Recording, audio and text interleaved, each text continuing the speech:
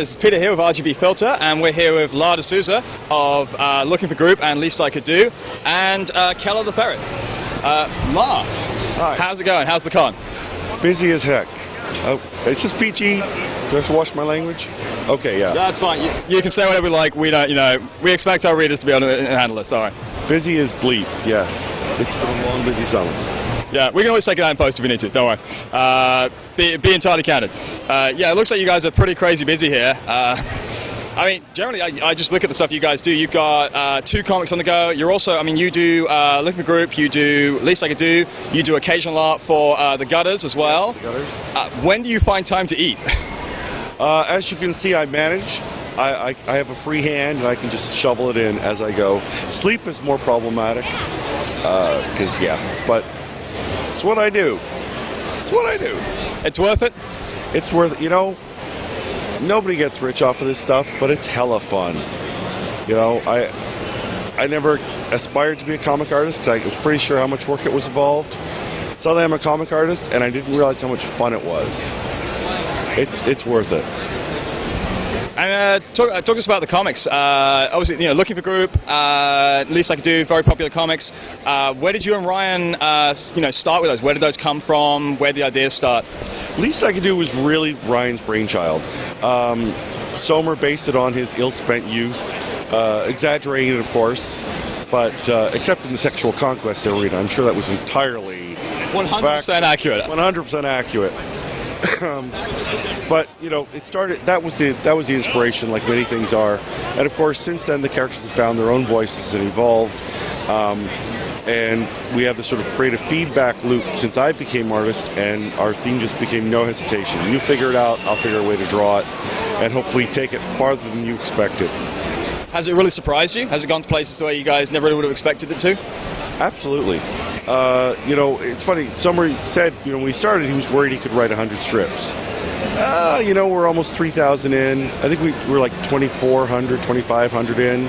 He's not so worried about that anymore. Like I said, the characters have really developed their own voices, their own lives.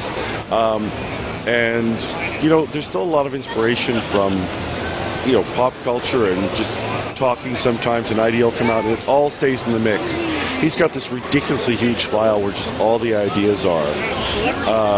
So if there's never any worry about a pause. It's just a question of getting back to threads we've started, getting back to ideas we've had, or waiting for the right moment for them to come back up.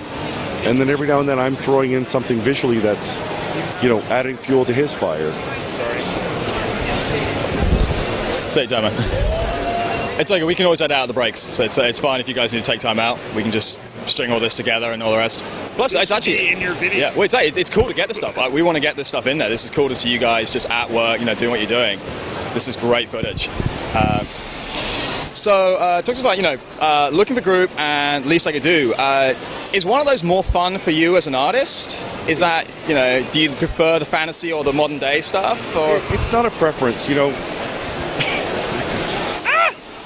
But he wanted a signature.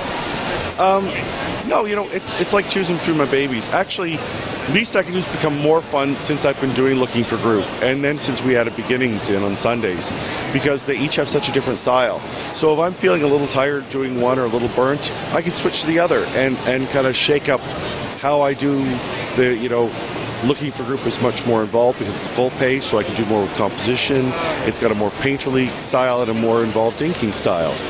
Least I Could Do is, straight kind of cartoon work, but with still occasionally very elaborate backgrounds. And then Beginnings is very kind of loose and organic and a rougher inking and coloring style.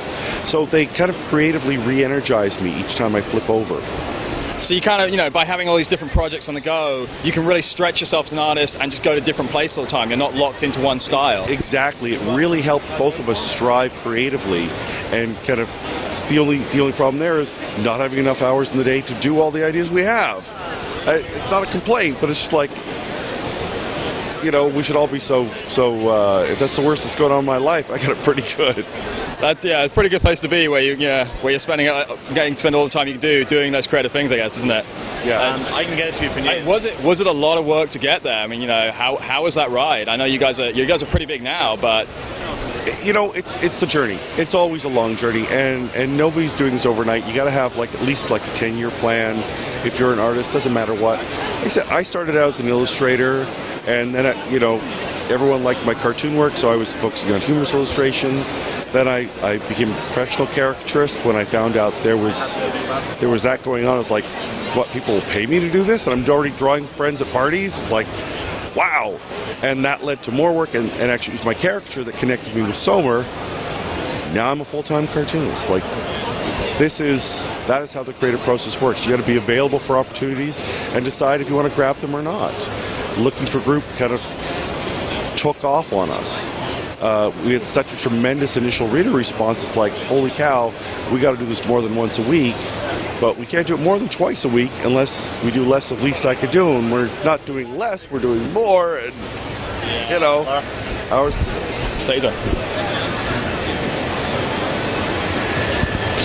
Would you say that background as a caricaturist has really kind of informed your style in the comics? Do you think that's brought something into how you approach doing these comics?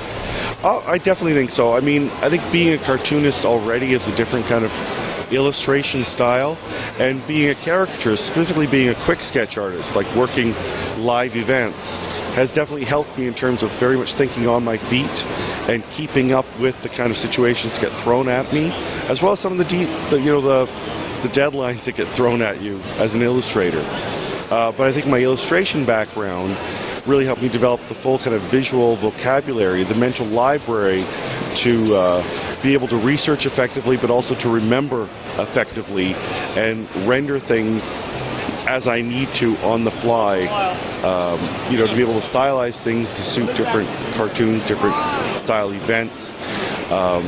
I very much enjoy, as an exercise, to try and copy other artists' work, just, you know, privately, to learn their process, not their final thing, but, you know, what did they think to get to that point? Why did they choose to do that line or color, and what tools might they have used to create that?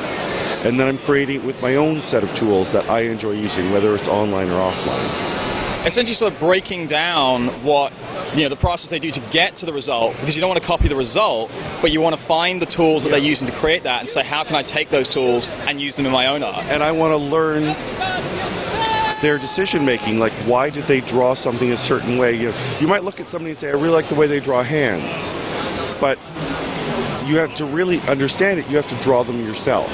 So what can I learn from that, and can I incorporate that into my own art, or is it something I simply have to say, you know, yeah, you know, that Picasso's great, but I'm not going to be a Cubist artist, but I can still appreciate it on some level. But if I actually try and do a Cubist piece of art, I can realize, okay, now I'm getting into what they had to think about, and maybe all I can learn is I'm never going to be a Cubist artist, but I might also think that's some really interesting color theory going on there. I have to remember that the next time I'm in a situation where I'm balancing difficult colors, to use these harmonies. So no chance we'll ever get to see a Cubist week on Least I Could Do. Well, there's no such thing as never. Yeah, stuff happens. I don't know, not promising anything, but you never know. Is that what you do with your free time pretty much? It's just more drawing, you know, the drawing for yourself and that sort of thing? Very much. It's that weird thing, you know, I average like 14 hours a day on my computer drawing, and I'll finish a day kind of going, whew, I'm exhausted, I need to unwind. I think I'll draw something. And I'll pour a glass of wine and start drawing away. Because sometimes you just need to draw a disco Wookiee. I'm just saying. That, I don't think there's anything a man can say to the words disco Wookiee. La, thank you for taking the time out to talk to us. Been fantastic. I hope you guys have a good time with the rest of the con. It's great to see you guys so busy. Looks like you're having a really good time here. A lot of very happy fans. Awesome. Have a great day.